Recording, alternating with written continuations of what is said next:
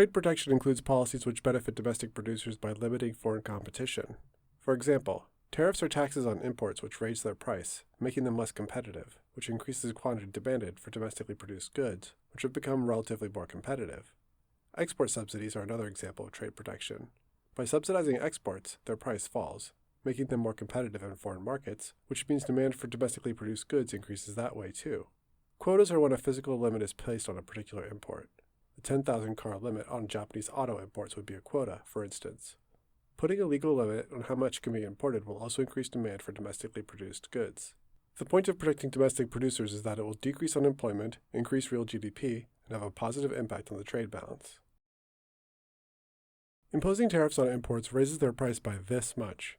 At first, domestic producers sell Q-DOM1 units at the price of P-World. After the tariff is imposed, they're able to charge P-World plus tariff and sell Q-DOM2 units, increasing revenue, which used to be represented by this area, and has now increased to this area. This protects domestic firms and potentially domestic jobs.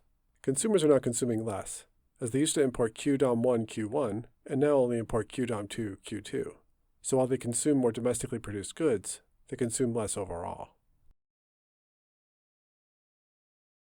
Export subsidies work by simply giving grants to the firms that export, which reduces their cost of production, which causes a rightward shift of the supply curve, which then lowers the price of the good. So, when this is done with exports, they become more competitive in foreign markets, increasing export revenue, which benefits domestic firms.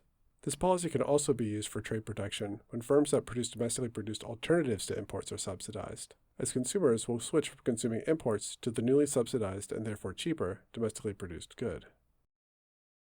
A quota is a limit imposed by the government that makes it illegal for domestic firms or retailers to import a particular good above that limit. It can either be a limit to how many of that good can be imported at all, or just from a particular country. So, if a quota of Q1, Q2 is set, that would raise the price of the good, from P-World to P-DOM, as the good is now more scarce. This increase in price will motivate more domestic producers to increase supply, which can be shown with the rightward shift of the domestic supply curve.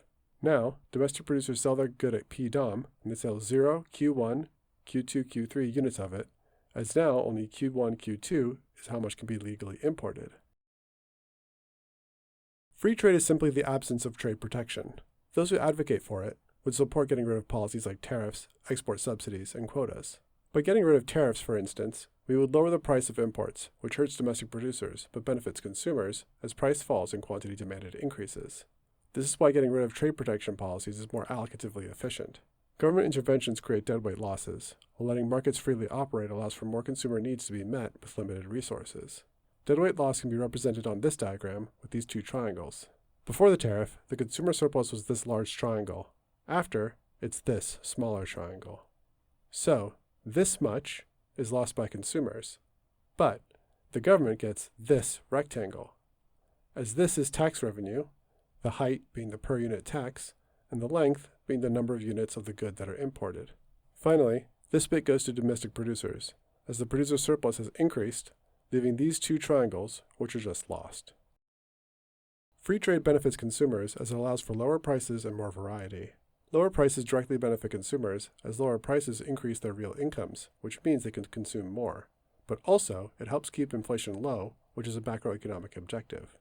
Less trade protection is also more allocatively efficient. By allowing for more trade, those who are best suited to make whichever goods do. This means resources are exploited more efficiently, which allows for more overall economic welfare. That being said, free trade can result in unemployment, as domestically produced goods become less competitive compared with foreign goods. This can include structural unemployment, where certain types of labor are no longer demanded anymore.